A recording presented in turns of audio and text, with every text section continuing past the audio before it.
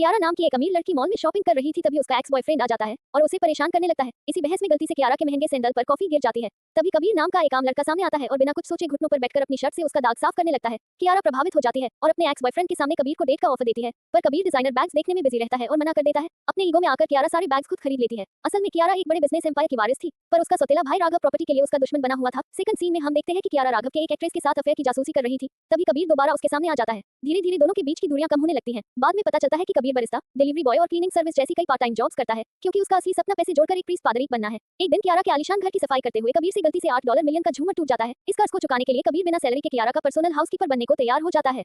Corporate का दबाव और $8 मिलियन का नुकसान को पूरा करने के लिए कियारा कबीर को हाउसकीपर रखती है।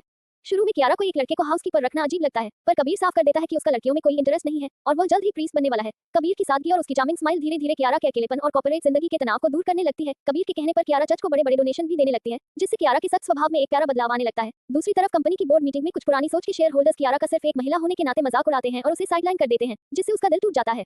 लेकिन जब ये बात उसके भाई राघव को पता चलती है, तो वह अपनी बहन की सपोर्ट में खड़ा हो जाता है और उन शेयर होल्डर्स को कंपनी से निकालने की सीधी वार्निंग दे देता है।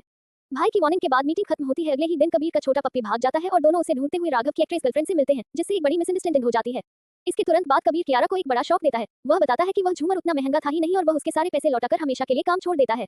कुछ दिनों बाद कियारा के असली जन्मदिन पर उसका परिवार उसे पूरी तरह इग्नोर कर देता है, जिससे वह बेहद उदास हो जाती है। लेकिन तभी कबीर अचानक उसके सामने एक केक और जलती हुई कैंडल लेकर आ जाता है। कियारा को याद आता है कि उसके पिता ने कहा था कि उसकी लाइफ में खुशियां आने वाली हैं, और वह खुशी कोई और नहीं बल्कि कबीर ही था। कियारा की आंखों में खुशी के आंसू आ जाते हैं और दोनों मिलकर जन्मदिन मनाते हैं। पर तभी राघव कबीर को कियारा से दूर रहने के लिए पैसों का लालच देता है, जिसे कबीर ठुकरा देता है। इसी बीच भ्रष्ट शेयर होल्डर्स कियारा को फंसाने के लिए एक फिक्स स्कैम का प्लान बनाते हैं।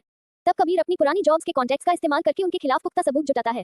कबीर का ये समर्पण देखकर राघव का दिल पिघल जाता है और वह कबीर के साथ मिलकर मीटिंग में कियारा को बेगुनाह साबित कर देता है। आखिर में जब कबीर का प्रीस्ट बनने का समय आता है, तो वह जज के हेड के सामने ही स्वीकार करता है कि प्यार और इंसानियत का असली मतलब उसने कियारा के साथ रहकर सीखा है। वह प्रीस्ट बनने के बजाय जज का सोशल वर्कर बनने का फैसला करता है।